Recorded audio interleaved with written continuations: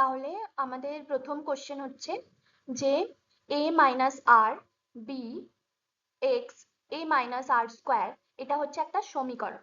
So এই সমীকরণের মধ্যে p is equal to bx1.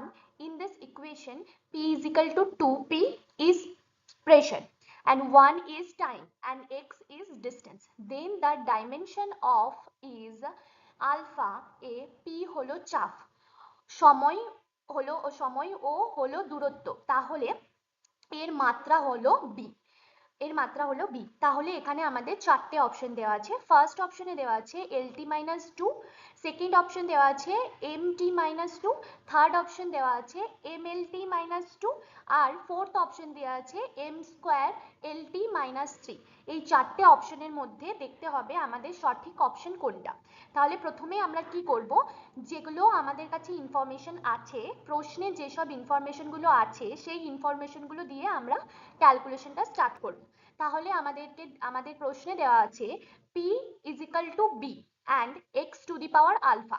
এখানে p হচ্ছে প্রেসার এবং p এর মাত্রা আমাদেরকে বের করতে হবে, সেটা হচ্ছে ml to the power -1 t to the power -2। আর এখানে x মানে হচ্ছে ডিস্টেন্স, এখন ডিস্টেন্সের মাত্রা বের করতে হবে, আমরা জানি ডিস্টেন্সের মাত্রা হলো l।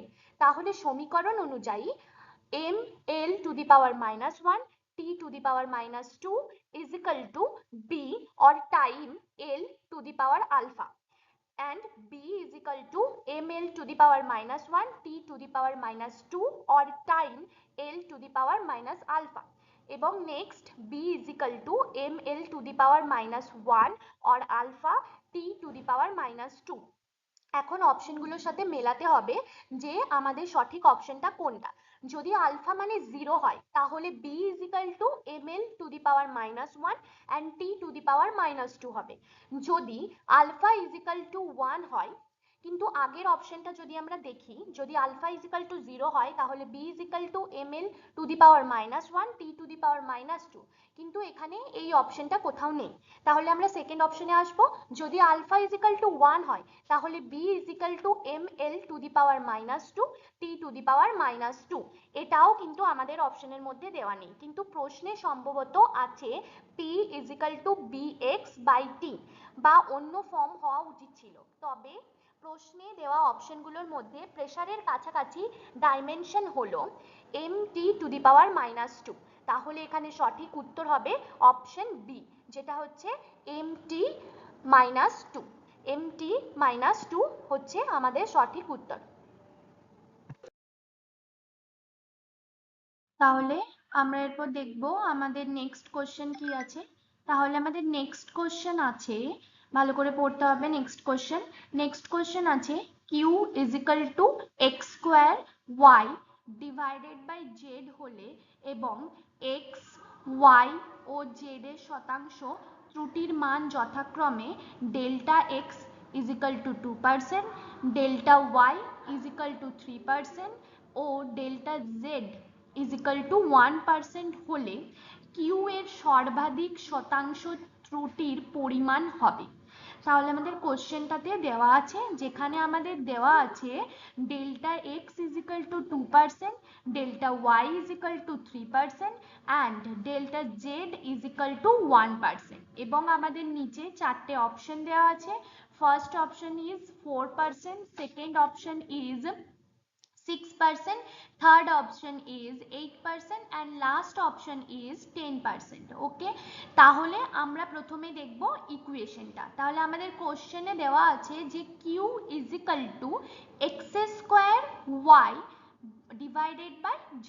তাহলে আমাদের ইকুয়েশনে কি দেওয়া আছে, q is equal to x² y divided by z, যেখানে delta x is equal to 2%, delta y is equal to 3% এবং delta z is equal to 1%। এরপর আমরা কি করব, এরপর আমরা গুণ, ভাগ ও ঘাতের ক্ষেত্রে সর্বাধিক শতাংশ ত্রুটি বের করব। তাহলে সেটা আমরা কি করে বের করব, কি করে সলিউশন করব। প্রথমে আমাদেরকে করতে হবে delta Q divided by Q. তাহলে delta Q divided by Q করলে আমাদের হবে, যেহেতু আমাদের কিউ ইজিক্যাল টু দেওয়া আছে কোশ্চেনে, তাহলে আমাদের হবে delta Q divided by Q is equal to 2 into delta X by X plus delta Y by Y plus delta Z by Z. Okay, কারণ এক্স স্কোয়ার আছে তাই 2 ইন্টু ডেল্টা এক্স হবে, ওয়াই আছে তাই ডেল্টা ওয়াই হবে, এবং Z দ্বারা ভাগ, সো এটা হবে ডেল্টা জেড যোগ হবে। নাও এরপর আমরা দেখব যে percentage error in q is equal to কত হবে। তাহলে আমাদের percentage error in q is equal to 2 into 2% plus 3% plus 1%। Already আমাদের পার্সেন্টেজগুলো কিন্তু আমাদের ওপরে দেওয়া আছে।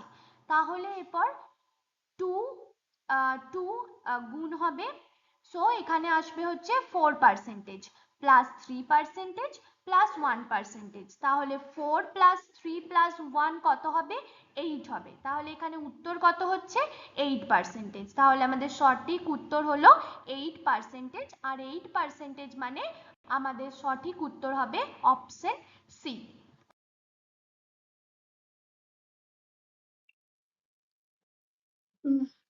তাহলে আমাদের পরের প্রশ্ন মানে 3 নম্বর প্রশ্ন হচ্ছে, প্রশ্নে দেওয়া আছে 1.5 ইভি বন্ধন শক্তি পেতে একটি হাইড্রোজেন পরমাণুকে যে শক্তি স্তরে থাকতে হবে সেটি হলো। তাহলে কোশ্চেনটা কি? কোশ্চেনটা আমরা ভালো করে পড়তে হবে। 1.5 ইভি বন্ধন শক্তি পেতে একটি হাইড্রোজেন পরমাণুকে যে শক্তি স্তরে থাকতে হবে সেটি হলো। তাহলে আমাদের অপশন দেওয়া আছে কি, n ইজিক্যাল টু 2 দেওয়া আছে ফার্স্ট অপশন, সেকেন্ড অপশন কি দেওয়া আছে n equal to 4, third option আছে n equal to 1 and fourth option আছে n ইজিক্যাল টু 3। তাহলে আমাদের কোন অপশনটা সঠিক হবে? তাহলে আমাদেরকে সলিউশনটা করতে হবে। তাহলে আমরা প্রথমে দেখব হাইড্রোজেন পরমাণুর শক্তি স্তরের সূত্র। তাহলে আমরা প্রথমে কি দেখব? এখানে প্রথমে আমরা এখানে হাইড্রোজেন পরমাণুর শক্তি স্তরের যে সূত্র আছে সেই সূত্রটা এখানে আমরা অ্যাপ্লাই করব। তাহলে কি, হাইড্রোজেন পরমাণুর শক্তি স্তরের সূত্র মানে এটাকে আমরা ইএন বলবো, ইএন দ্বারা ডিনোট করব। তাহলে E n equal to minus 13.6 divided by n square eV. So এটা হলো আমাদের হাইড্রোজেন পরমাণু শক্তি স্তরের সূত্র। তাহলে কোনটা আমাদের হাইড্রোজেন পরমাণু শক্তি স্তরের সূত্র কি? En equal to minus 13.6 divided by n square eV. এখানে বন্ধন শক্তি or binding energy equal to En, অতএব 13.6 divided by n square is equal to 1.5। তাহলে এখানে আমরা কি পাবো? এখানে বন্ধন শক্তি অর্থাৎ বাইন্ডিং এনার্জি ইজ En, যেটা হচ্ছে 13.6 divided by n square is equal to 1.5। তাহলে আমাদের প্রথম ধাপের সমীকরণের সমাধান হবে n square is equal to 13.6 divided by 1.5। অতএব next n square is equal to 9.07। তাহলে এখানে n square is equal to 9.07, তাহলে শুধু n মানে only n is equal to 3 হবে। যেহেতু n square is equal to 9 আছে, তাহলে এখানে n is equal to 3 হবে। তার সেকেন্ড ধাপের নিকটতম পূর্ণ সংখ্যা, তাহলে সেকেন্ড ধাপে আমরা দেখব এটার মধ্যে নিকটতম পূর্ণ সংখ্যা কোনটা আছে।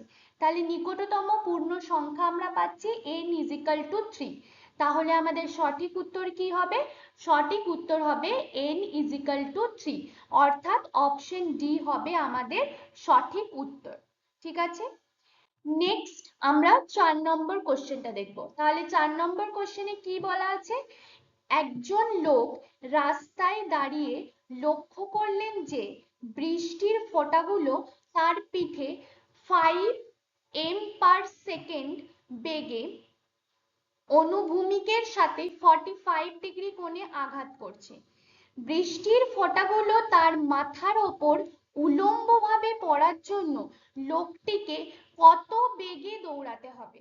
তাহলে কোশ্চেনে কি আছে, একজন লোক রাস্তায় দাঁড়িয়ে লক্ষ্য করলেন যে বৃষ্টির ফোঁটাগুলো তার পিঠে 5 মিটার পার সেকেন্ড বেগে অনুভূমিকের সাথে 45 ডিগ্রি কোণে আঘাত করছে।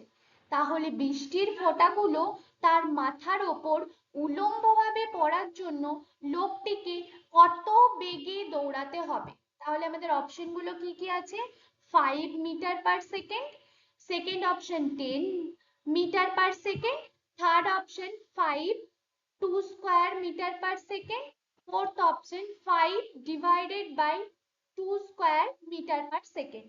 এরপর আমাদেরকে দেখতে হবে কোনটা আমাদের সঠিক উত্তর হয়। তাহলে আমরা সমাধান করার সময় কি করব, ধরি বৃষ্টির প্রকৃত বেগের অনুভূমিক উপাংশ vx, তাহলে এটা আমাদেরকে ধরতে হবে যে বৃষ্টির প্রকৃত বেগের অনুভূমিক উপাংশ vx এবং উলম্ব উপাংশ vy। লোকটি যদি স্থির থাকে তাহলে বৃষ্টির আপেক্ষিক বেগ 5 মিটার পার সেকেন্ড এবং কোণ 45 ডিগ্রি, তাই vx is equal to 5 cos 45 is equal to 5 divided by root 2 এবং vy is equal to 5 sin 45 degree is equal to 5 divided by root 2। এখন শর্ত অনুযায়ী বৃষ্টির ফোঁটা মাথার ওপর উলম্বভাবে পড়বে, অনুভূমিক আপেক্ষিক বেগ is equal to 0। যদি বৃষ্টির ফোঁটা মাথার ওপর উলম্বভাবে পড়ে তাহলে অনুভূমিক আপেক্ষিক বেগ হবে 0, অর্থাৎ লোকের দৌড়ানোর বেগ is equal to বৃষ্টির অনুভূমিক বেগ। তাহলে এখানে u is equal to vx is equal to 5 divided by root 2। তাহলে আমরা দেখব আমরা উত্তর পেয়েছি এখানে যে vx is equal to 5 divided by root 2 metre per second. তাহলে আমাদের অপশন ডি হবে সঠিক উত্তর। নেক্সট আমরা যাব পরের কোশ্চেনে। কোশ্চেনটা আছে কোন সুষম তারে ইয়ং গুণাঙ্ক y is equal to 2 into 11 to the 10 to the power 11 n divided by m square একটি প্রসারক পীড়ন 5 into 10 to the power 7 n divided by m square প্রয়োগের ফলে তার মোট 0.02% আয়তনের পরিবর্তন ঘটে, তাহলে তারটির ব্যাসার্ধের কত অংশ হ্রাস পাবে? তাহলে তারটির ব্যাসার্ধের কত অংশ হ্রাস পাবে মানে কত অংশ কমবে? তাহলে অপশনে দেওয়া আছে first option 0.25 into 10 to the power -4, second option 0.5 into 10 to the power -4, third option 1.0 into 10 to the power -4, fourth option 1.5 into 10 to the power -4। তাহলে সমাধান আমাদের কি হবে? প্রথমে আমরা দেখব লংগিটিউডিনাল স্ট্রেন। ওকে, তাহলে আমরা প্রথমে কি দেখব, লংগিটিউডিনাল স্ট্রেন মানে এটা কি, এটা হচ্ছে প্রসারক পীড়ন। ঠিক আছে, তাহলে প্রসারক পীড়ন ইজ ইকুয়াল টু আমরা জানি স্ট্রেস বাই ওয়াই। তাহলে এখানে কি হবে, এখানে ওয়াই এর মান দেওয়া আছে এবং স্ট্রেসেরও মান দেওয়া আছে। এখানে স্ট্রেস মানে হচ্ছে প্রসারণ পীড়ন, তাহলে stress is equal to 5 into 10 to the power 7 এবং y এর মান হচ্ছে divided by 2 into 10 to the power 11। তাহলে ক্যালকুলেশন করে আমরা কি পাবো, 2.5 into 10 to the power -4। Next আমাদের কি করতে হবে, আয়তনের পরিবর্তন দেওয়া আছে। তাহলে আয়তনের পরিবর্তন কি দেওয়া আছে, 0.02%। তাহলে 0.02% is equal to 0.02 divided by 100 অর্থাৎ আমরা বলতে পারি 2 ইন্টু 10 টু দি পাওয়ার -4। এরপর আমরা এখানে পুট করব ভলিউম স্ট্রেনের সূত্র। ভলিউম স্ট্রেনের সূত্র কি? Volume strain is equal two longitudinal strain plus 2 into lateral strain. তাহলে ভলিউম স্ট্রেনের সূত্র কি? ভলিউম স্ট্রেনের সূত্র হলো longitudinal strain plus 2 into lateral strain. তাহলে এখানে আমাদেরকে ধরতে হবে যে lateral strain is equal two x. তাহলে 2 into 10 to the power -4 is equal two 2.5 into 10 to the power -4 plus 2x।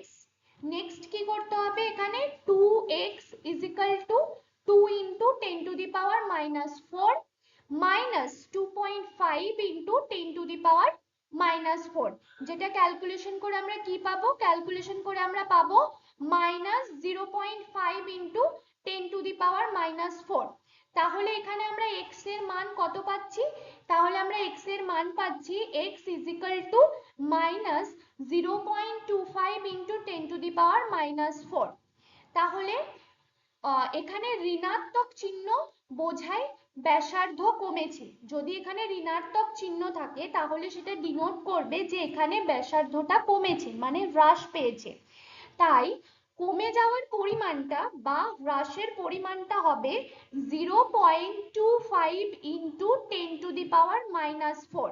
তাহলে আমরা উত্তরে পেয়েছি 0.25 ইন্টু 10 টু দি পাওয়ার -4, অর্থাৎ আমাদের সঠিক উত্তর হবে option A 0.25 into 10 to the power -4।